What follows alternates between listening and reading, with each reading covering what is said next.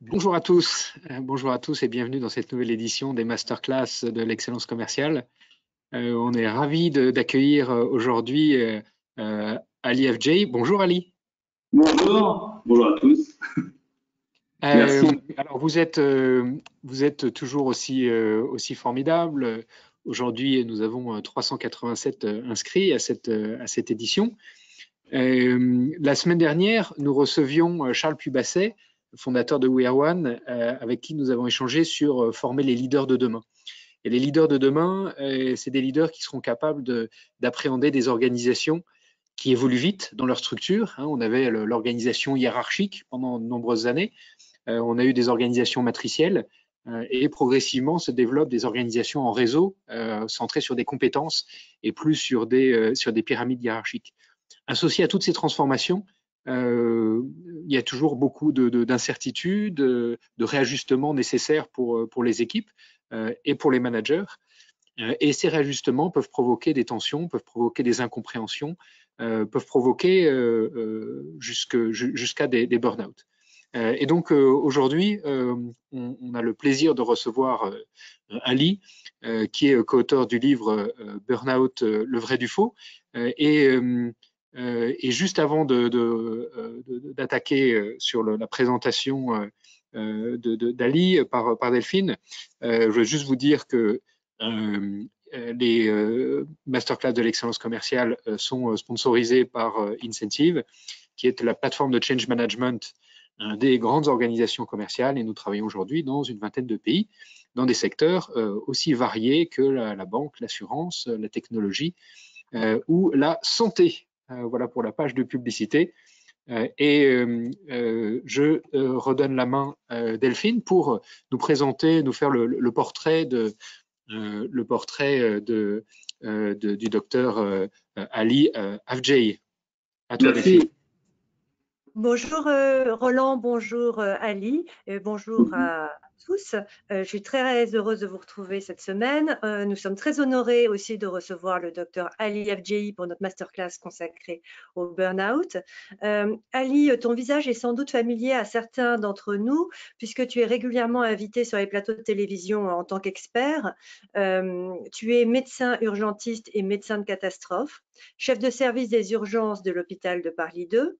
Et à ta pratique de la médecine, tu es aussi entrepreneur, passionné d'innovation, fondateur de l'ONG Gemnet et de Emergency City Bikes. Aujourd'hui, tu es invité en tant que co-auteur du livre Burnout, le vrai et du faux. Merci d'être avec nous aujourd'hui. Bonjour Ali, tu nous entends? Ali?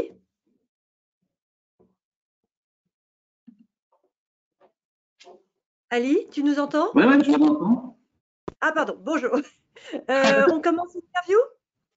Oui, avec plaisir. Très bien. Alors, pour commencer, est-ce que tu peux nous dire ce qui t'a poussé à écrire ce livre sur le burn-out? Oui, alors je commencerai rapidement, parce que je sais que le temps est très précieux. Oui, dans 30 minutes, vous êtes libre. Alors, je préfère vous dire que vous êtes libre tout de suite. Il n'y a pas de problème, pas de stress. Donc, c'est une discussion. On va essayer de vous donner quelques conseils. Moi, je suis médecin aux urgences, en fait, et j'ai fait médecine du sport et médecine de catastrophe.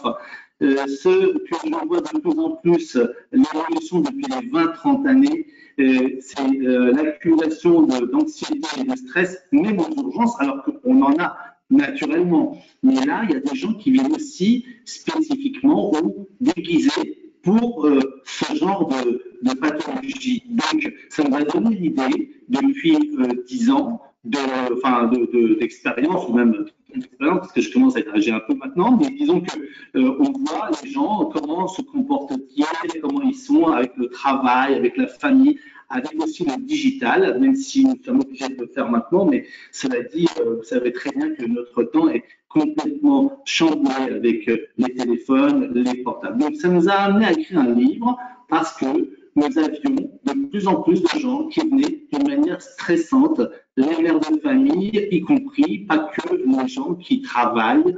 Donc, on en parlera après. Mais donc, c'est l'expérience de terrain qui nous a fait écrire un livre en étant après, en allant chercher un peu de tout ce qui existait. Mais ça, on l'a déjà fait depuis quelques années. Donc, nous étions un petit peu les précurseurs un peu des urgences, si on peut dire. Et donc, ça nous a permis d'écrire ce livre. D'accord. Le mot burn-out est très fréquemment utilisé, peut-être même galvaudé certaines fois. On l'appelle aussi maladie du 21e siècle. Est-ce que tu pourrais nous définir médicalement ce phénomène, s'il te plaît? Alors, oui, effectivement. Et puis, je voudrais juste rajouter aussi que nous avons essayé de le faire sans médicaments, avec 5 signes et 5 conseils. On en parle tout à l'heure, mais si rapidement, la définition rapide, c'est en fait bien des années 60 où c'était dans les milieux sociaux qui est apparu. En fait, c'est comme on se brûlait de l'intérieur, et donc c'est pour ça qu'on l'a appelé burn-out. C'était plus un état qui arrivait brutalement, au contraire de la dépression, par exemple, qui met du temps à s'installer et qui peut toucher des personnes prédisposés, entre guillemets. On verra aussi, mais pour le burn-out, ça peut toucher tout le monde, aussi bien les managers que les fonctions. Non, mais je veux dire. Ce sera ma question après. J'ai une question là-dessus. Exactement. C'est vrai. Donc, en gros, notre définition, c'est un stress plutôt chronique. Voilà. Pour vous dire, j'aurais donné un exemple, mais il y a eu une expérience faite d'ailleurs rapidement pour les souris à qui on montrait les litières de chats. Et d'abord, ils fuient, mais si on le montre plusieurs fois, répétitif, de manière prolongée dans la durée, la souris abandonne la fuite. C'est un peu ce système-là pour vous faire comprendre quel est le burn-out, c'est-à-dire on est complètement brûlé d'intérieur, on n'en peut plus, on est résigné en quelque sorte. D'accord. On vit dans une société qui valorise l'hyperactivité, la performance, l'adaptation permanente, la vitesse, tu l'as évoqué avec le digital aussi qui accélère l'accès aux informations, on est très sollicité. Qu'est-ce qui génère le stress chez les individus? Alors, il y a beaucoup de choses. Alors, je l'ai déjà dit d'ailleurs, le stress, ça peut être positif aussi, entre guillemets, parce que je l'ai vu quand il y a des chanteurs ou des comédiens qui viennent nous voir, et bien eux, ils disent que moi, je suis toujours stressé. Et quand je suis plus stressé, je ne donne pas mon maximum. Dès que la scène s'ouvre, et ben là, le stress tombe et on donne le maximum. Mais il y a aussi un stress qui peut nous coincer. Il y a des gens qui ont déjà vécu ça, et donc, compétition sportive aussi, il y a quand même un peu de stress, on ne peut pas y aller tranquille, cool. Il y a des personnalités comme ça, mais ils intériorisent. Et donc, le stress qui existe, c'est souvent, je peux peut-être un peu rebondir, c'est des gens qui sont en relation avec du monde, d'accord? Par exemple, là, actuellement, je suis certainement un peu stressé parce qu'il y a du monde et que j'imagine et j'en me fais une perception. Et il faut justement là-dessus jouer. Alors, j'élève un tout petit peu le débat, je suis désolé, mais disons que j'essaye de dire qu'il faut de la conscience. Et c'est ça qu'on essaie de faire parvenir aux gens, c'est-à-dire d'être conscient de ce qu'ils sont en train de faire. C'est une conscience de la conscience, si tu veux, entre guillemets. Alors là, c'est ça qui va nous donner un petit peu notre calme après pour notre bien-être physique, parce que le stress peut aussi faire des dégâts au niveau de l'intérieur, de l'immunité notamment, mais aussi vous savez, des œsophagites, des ulcères, des problèmes d'infarctus, c'est reconnu, hein, c'est pas quelque chose que je dis pour faire bien. Le stress est un phénomène reconnu pour l'infarctus du myocarde, par exemple.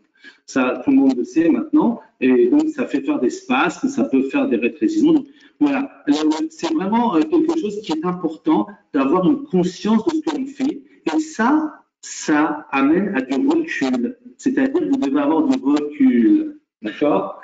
Voilà. Il faut reculer, même avec le zoom, même avec les caméras, même les cinéastes, ils font ça. Hein, vous êtes dedans et puis vous avez tout d'un coup, vous avez le recul.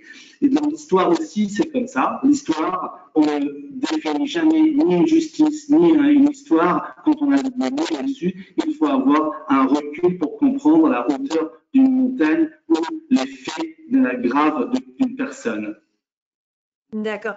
Donc, pour être concret, quels sont les signaux d'alerte du burn-out? Est-ce que c'est l'insomnie, l'épuisement physique, la perte d'estime de soi? Est-ce que tu peux nous donner comme ça des indices sur les signaux d'alerte sur lesquels il faut être vigilant?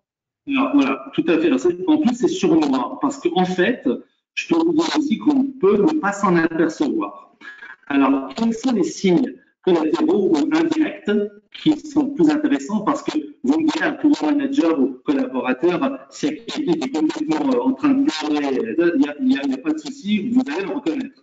Et en revanche, ce sont des gens qui viennent souvent par rapport à des gens qui sont en dépression parce qu'ils ne cherchent pas l'arrêt de travail, ils ne cherchent pas à s'en aller, et au contraire, ils sont plus présents, d'accord, le présentéisme comme on appelle ça. C'est-à-dire qu'on leur donner un travail, ils vont l'accepter, ils vont jamais refuser. Ils vont être là à 6 heures, 7 heures, 8 heures, et puis après, il y a une déconnexion par rapport à ce que vous croyez leur parler, mais en fait, ils disent oui, ils vont aller faire au travail, et quand vous êtes partis, ils sont toujours là parfois. Donc, il faut leur donner des conseils de repos, de prendre de la respiration, aller, même c'est pas pour s'arrêter pendant des heures et d'aller faire autre chose, mais ce que je veux dire, c'est qu'il y a des coupures parfois qui sont bienfaisantes. Dans l'école, 45 minutes, 1 heure, on se repose 5 minutes, on réfléchit. On réfléchit aussi, on discute. Et discuter avec les gens, c'est important. Et quand vous voyez quelqu'un qui discute peu ou qui ne dit plus rien, c'est aussi un signe par rapport surtout à ce qu'il était avant. C'est-à-dire que vous le connaissiez comme si et que vous avez un changement. Il faut surtout ne pas couper avec cette personne, aller vers l'avant. Et de nos jours, comme nous n'avons que des téléphones, etc., c'est quand même difficile d'aller vers l'autre en croyant qu'on l'embête, etc. Non, vous n'embêtez pas quelqu'un et à la rigueur, même si vous l'embêtez, c'est pas grave, vous l'avez embêté, vous n'avez pas assommé. Hein, donc c'est bien. Donc il faut aller vers l'autre, discuter. Même si vous prenez un café, bah, vous lui dites. Et en ce moment, c'est compliqué avec ces masques et tout ce que nous impose un tout petit peu la réglementation, mais on peut y arriver et il faut y arriver. Et le côté humain est très important dans le management. Maintenant, on en revient. C'est-à-dire le pyramidal, c'est terminé. Il faut faire de l'horizontal. Donc, aller voir les uns et les autres, chacun des compétences. Mais le manager doit aussi avoir une interrelation humaine, pas seulement du travail. Ça fera l'objet d'une question ultérieure, Ali. C'est passionnant. J'essaye de passer de quand on se sent soi-même proche du point de rupture, qu'est-ce qu'il faut faire?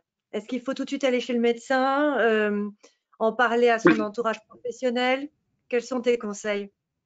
Alors, oui, mais malheureusement, les personnes qui sont dans cet état-là ne le font pas. C'est-à-dire qu'il faut plutôt les motiver, et encore une fois, j'insiste, c'est d'aller voir les personnes qui ont un changement de mentalité ou de comportement. Et effectivement, d'aller voir le médecin, ça peut être une approche parce que moi, j'ai quand même des problèmes médicaux aussi, comme des hyperthyroïdies, des problèmes autres psychologiques, mais aussi vraiment je veux dire, sanguins qui peuvent arriver. On fait un bilan. Et ensuite, la discussion peut avoir lieu avec un médecin qui peut éventuellement avoir une approche psychologique, c'est important. D'ailleurs, ça fait partie un peu de la médecine, malheureusement parfois oubliée, mais il ne s'agit pas uniquement de voir quelqu'un et dire bonjour, au revoir et faire une ordonnance. Il faut aussi leur parler, pas forcément des ordonnances, mais aussi un check-up est important. Donc, un check-up, vous pouvez tous le faire. Tiens, vous pouvez entrer par cette approche si vous voulez, si vous avez un collègue avec qui vous ne pouvez pas parler parce que vous êtes timide, que lui, vous trouvez il vous fait peur, vous dites, bah, tiens, ça serait pas mal, j'ai connu un médecin qui est sympa, celui de le vôtre, vous dites, bah, écoute, tu devrais y aller parce que je te trouve pâle, ou je te trouve ceci, etc. Et ça peut être un déclencheur anodin, mais qui peut être très utile pour une personne. On a déjà eu pas mal de gens qu'on a aidés parce que fortuitement, ils sont venus et que les enfants, etc., ou les proches. Donc, le médecin, effectivement. Deuxièmement, regardez comment ça change ou pas, la nourriture, le sommeil. S'ils arrivent très tôt ou très tard, ils partent. À l'inverse, quand ils arrivent trop tard, il faut se méfier parce qu'ils n'arrivent pas à dormir. Donc, ils viennent souvent à ce moment-là plus tôt. Mais plutôt, donc, vous voyez, c'est des choses concrètes qui vont vous alarmer. Et aussi, s'il ne vient pas déjeuner, il va prendre le repas dans le bureau et il va continuer de travailler. Il faut, j'insiste, il faut un tout petit peu de repos. C'est pas un arrêt de travail, c'est pas des médicaments. C'est parfois de la réflexion, de l'interrelation humaine, l'horizontalité de niveau qu'on retrouve et qu'on retrouve de la réflexion sur ces personnes. C'est très compliqué parce que c'est pas une recette et que vous avez du mal à faire ça parce que vous-même vous êtes dans le travail. Mais je vous ai donné quelques pistes quand même, hein, je pense, et on pourra en développer, donc vous envoyer quelques notes que je peux te transmettre et que tu peux transmettre à tes collègues. D'accord. Alors récemment, on a beaucoup parlé, à juste titre, du burn-out du personnel soignant avec voilà, la crise du Covid, mais j'imagine que beaucoup de gens peuvent être sujets au burn-out. Est-ce qu'il y a des profils plus à risque, par exemple en fonction de l'âge ou en fonction du type de profession? Oui, alors tout à fait, ça c'est très important. On a remarqué que ce sont des gens qui sont en contact avec le public, c'est-à-dire éventuellement les médecins, l'éducation nationale, les professeurs, les policiers, les gens qui sont dans la justice, les travailleurs sociaux, mais aussi effectivement les managers parce qu'ils sont en contact avec beaucoup de monde. Et donc, ils ont souvent des allers-retours et un autre, etc. Donc, ça, c'est un des facteurs. C'est les gens en relation avec du public. Deuxième chose, ce sont des gens qui, effectivement, ne s'extériorisent pas et prennent tout. Et moi, j'avais parlé de stress in et de stress out. C'est-à-dire que c'est moi qui avais un peu innové ce terme en le créant, en disant que arrêtez de garder tout en vous, essayez aussi de le sortir. Alors parfois on ne le sort pas parce que nous n'avons pas confiance en une autre personne. Il ne va pas me comprendre, ou alors il n'a pas que ça à faire, il est occupé, etc. Donc vous voyez, c'est bien de prendre du temps. Donc le temps, c'est quelque chose de précieux, le plus précieux qui existe. Eh bien, ce temps peut aider à sortir des gens d'une difficulté. Mais ça peut être 10 minutes, hein, c'est pas forcément des heures. Parce que moi, j'ai rencontré souvent des gens qui sont confiés à moi, qui n'ont vu qu'une seule fois, mais que j'ai pu orienter parce qu'ils se sont dit, il ne me reverra pas, je suis tranquille, je suis aux urgences.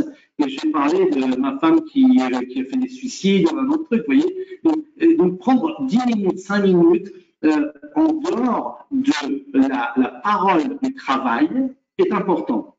C'est-à-dire qu'on redevient l'humanisation dont je parlais. C'est pas est-ce que tu as fait ce dossier, pas fait celui-là, est-ce que tu as réussi à avoir celui-là. Non, comment ça va chez toi? Est-ce que ça va en ce moment? Tu manges relativement bien et un jour, j'espère qu'on ira déjeuner aussi, même si c'est un mot. Mais ça parle d'autre chose, d'accord? Donc voilà, je vous conseille de faire des choses comme ça. Et un autre, c'est le jeu. Alors, ça va des enfants jusqu'à plus grand âge. Le jeu est fondamental. Nous avons des footballeurs qui sont en burn-out, parfois avec mon collègue qui s'occupe des coachs sportifs. Il a oublié de jouer au football. Alors, il a, entre guillemets, tout ce qu'il veut comme argent, etc. Ce sont des joueurs qui gagnent des millions. Hein. Ce sont des joueurs qui jouent au foot quand même. Hein. Alors, il a oublié de jouer.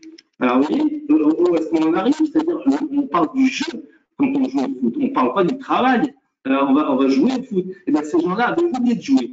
Et le jeu, au MIT, aux États-Unis, c'est quelque chose de fondamental dans le lab de MIT, qui est un endroit entre guillemets secret où les gens inventent. Donc, j'ai eu la chance de le visiter grâce à mon MBA. Et en fait, il y avait des jeunes de 20, 24 ans qui étaient par terre en train de jouer au football, en train de des fils, etc. Jamais j'ai vu ça en France, vous voyez. Et ils sont au MIT, des plus grandes universités technologiques du monde, et ils sont en train d'inventer. J'avais vu il y a 10 ans ça. J'avais vu des gens en train de jouer, de connecter des cadrans ensemble, etc., etc. Donc vous voyez, le jeu aussi, prendre 10 minutes pour jouer, c'est pas idiot, c'est pas perdre du temps, c'est gagner du temps. Dans ton livre, tu l'as évoqué là précédemment, je voudrais revenir sur ce point-là. Tu invites les managers, les chefs d'entreprise à prendre le bien-être de leurs équipes très au sérieux. D'après toi, quelles sont les bonnes pratiques à mettre en place pour être efficace, performant, tout en évitant de mettre ces équipes à risque? Alors oui, on en a parlé un petit peu, mais je peux vous donner aussi des grandes boîtes pharmaceutiques qui ont mis de l'argent pour faire ce que tu es en train de dire. Johnson Johnson, pour pas le nommer, a mis 100 000 euros il y a quelques années uniquement pour la prévention et aider les gens sur ce thème de burn-out. Et encore une fois, moi je rappelle quelque chose d'il y a 5 siècles, c'est que c'est science sans conscience n'est que ruine de l'âme, c'est Rabelais qui l'a dit. Mais on peut l'appliquer à nos managers. Il faut savoir pourquoi vous faites ça. Il faut savoir quel est le but. De plus en plus, actuellement, il y a du sens qu'il faut donner à vos actes. Et uniquement faire des profits, c'est la ruine et l'innovation. Et aussi la ruine de l'innovation. Il faut vraiment regarder notamment ce qui se passe à côté, c'est vrai, mais aussi essayer de jouer avec ce qu'il y a. Et c'est pas une idiotie, c'est-à-dire que d'avoir du sens humanitaire, d'avoir du sens social, d'avoir du sens, ça aide les gens maintenant de plus en plus sont à la recherche de ça. Il y avait effectivement le confort, le fait d'aller manger avec les copains une fois tous les mois, à avoir des périphériques, etc. dans les entreprises. Certes, c'est bien. J'ai rien contre tout ça. Hein. Je dis simplement aussi que maintenant, les gens aussi ont besoin vraiment de quelque chose de spirituel et un manager qui ne fait que du concret pour une rentabilité ne suffira pas pour bouger les foules. D'ailleurs, les grands politiques, ce sont des gens qui bougent les foules, pas parce qu'ils leur donnent juste à manger, mais aussi ils leur donnent des rêves. Donc, le rêve, c'est pas des rêves insensés, mais aussi des rêves concrets maintenant. C'est-à-dire, on peut aider celui-là, on peut aider cela. Et ça c'est quelque chose d'humain, encore une fois. Donc, vraiment réfléchir chacun dans chaque entreprise, quel est le secteur d'activité qui peut aussi donner du sens à cette activité. Oui, ça rejoint la quête de sens dont on parle beaucoup en management ou les entreprises qui se questionnent sur leur raison d'être, en fait. Oui, absolument, mais je pense qu'il y en a vraiment. Hein, vous pouvez même réfléchir de ça à l'intérieur de la maison, cher manager, à l'intérieur de chez vous, avec votre épouse, avec vos amis, etc. Qu'est-ce qu'on peut faire? C'est pas uniquement des usines à gaz. Hein. On a parfois des idées humaines qui ont des valeurs et du sens et qui peuvent regrouper beaucoup de monde à l'intérieur de la même boîte, quoi. Alors, donc là, on vient d'évoquer ce que les managers devaient faire, entre guillemets, pour préserver leurs équipes. Qu'est-ce qu'ils doivent faire pour se préserver eux-mêmes contre le risque de charge mentale ou de burn-out? À titre individuel, comment on peut se préserver? Alors, à titre individuel, c'est vraiment d'abord, si je puis dire, la même chose un peu pour tout le monde, mais surtout ne pas couper avec, je dirais, par catégorie, avec la famille. C'est-à-dire que la famille est un très bon ancrage, il y a des mots, et il faut savoir parler avec les gens de la famille, mais aussi savoir parler avec les gens de l'extérieur, avec les gens avec qui vous faites confiance, et pouvoir aborder, vous ne détruisez pas votre commande, vous ne perdez pas la main si vous faites ça. On a souvent dit que si on partageait, on était faible, etc. C'est pas vrai, c'est pas vrai. Garder en soi, c'est plus dangereux que l'extérioriser, c'est ce que je disais tout à l'heure. Ensuite, avoir des moments où vous pouvez aussi, vous avez le droit de sortir, prendre l'air et revenir. C'est fondamental parce que vous savez, on réfléchit pendant ce temps-là, on ne réfléchit pas à la rigueur, s'alléger. Il faut vous alléger un tout petit peu de tout ce qui est superflu, comme votre ordinateur, comme le mien qui marchait pas tout à l'heure. Il faut fermer certains onglets et revoir d'autres choses. D'accord? Donc ça c'est aussi fondamental. Manger et boire, c'est quelque chose aussi d'équilibré. Alors je suis certain que vous mangez n'importe comment, comme vous, ça, et qu'on boit un peu n'importe comment.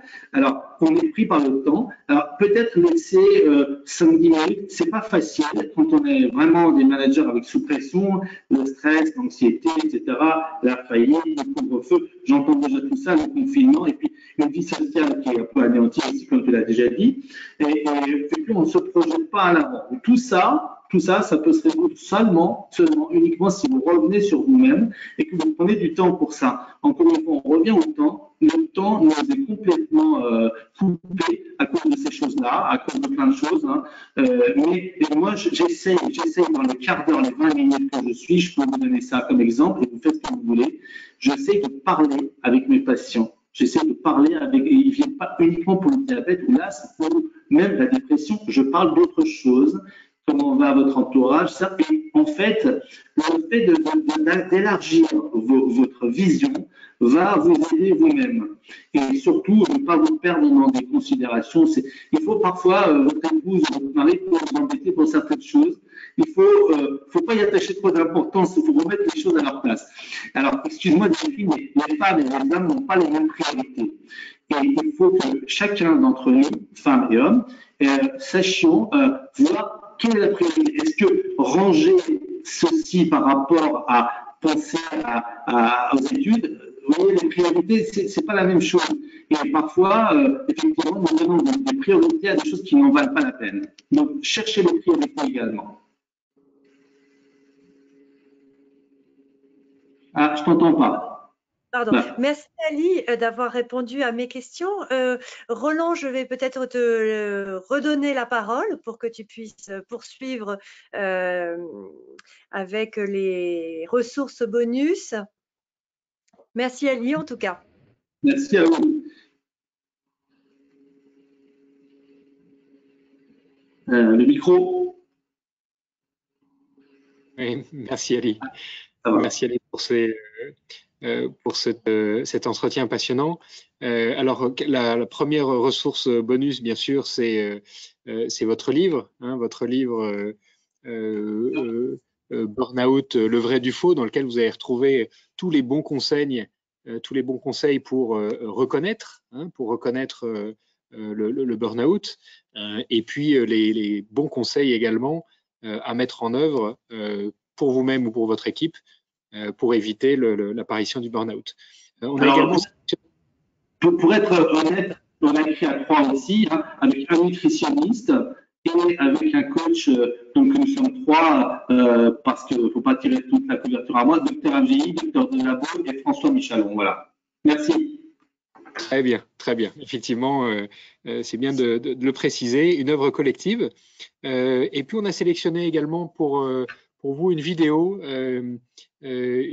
comment repérer le burn-out et y faire face, une vidéo de vulgarisation très bien faite sur lemondesanté.fr de la psychologue Catherine Vazé. Voilà. Donc ça fait à peu près 30 minutes. Si vous voulez repartir pour vos occupations, vous pouvez. Je vous donne rendez-vous dans 2 semaines pour un entretien passionnant avec Nawal Aboud, qui est docteur en sciences cognitives et qui nous parlera des nouveaux modes d'apprentissage collaboratif. Et Ali, si vous avez encore quelques minutes, on sera ravis de prendre quelques questions avec vous, les questions de l'audience. Vous pouvez, sur la droite de votre écran, poser directement vos questions dans l'interface prévue à cet effet. Alors, j'ai une première question d'Alexandre. Le burn-out peut-il être reconnu comme une maladie professionnelle? Alors, oui, effectivement, on en a parlé souvent. Alors, actuellement, c'est en discussion souvent. Et pour l'instant, il n'y en a pas, il n'y a même pas de vraie classification qui est en train d'être faite. D'ailleurs, ils l'ont reconnu à l'OMS. Et comme c'est compliqué, parce qu'en fait, je vous explique, en gros, il peut y avoir aussi, pour moi, des burn-out chez les mères de famille. Vous voyez, ça peut être aussi à des... C'est un peu compliqué de classer, et c'est pour cette raison-là, entre le ministère du Travail et le ministère de la Santé, il y a, si vous voulez, des problèmes d'indemnisation, de prise en charge, etc., etc. Je suis pas là-dedans, mais disons qu'effectivement, ça le sera un jour de toute manière, d'une manière ou d'une autre, hein, d'accord, mais pas forcément avec les ministères concernés. D'accord. Donc pas aujourd'hui, mais a priori, c'est dans le voilà. Alors après nous arrêtons les personnes parce qu'il faut vraiment décrocher. Et c'est facile à dire, mais il faut vraiment changer parfois, transformer le métier où on est si on n'y arrive pas. Et donc, c'est compliqué, mais nous, on les prend en charge aussi quand on fait des arrêts. Pour cette raison-là, c'est pris en charge et c'est reconnu dans ce sens-là. Mais je ne peux pas marquer burn-out directement et marquer dessus. D'accord. Très clair. C'est très clair. Deuxième question d'Henriette. Le yoga et la méditation protègent-ils du burn-out? Alors, je dirais oui à 100%, puisque justement, ça fait partie de la réflexion, ça fait partie du calme, de penser à autre chose que j'ai développé tout à l'heure rapidement. Effectivement, ça aide. Mais, encore une fois, moi, j'attache beaucoup d'importance aux relations. Et dans des cours aussi, on peut être en groupe, on peut discuter, même après ou avant. Souvent, c'est une technique. Mais le fondamental, c'est ce qu'il y a dans notre esprit et comment on le ressent. Et le yoga, il y a moi aussi. Donc voilà, on se rejoint, mais n'oubliez pas de communiquer. D'accord. Autre question de François. Le burn-out est-il lié à une maladie nerveuse?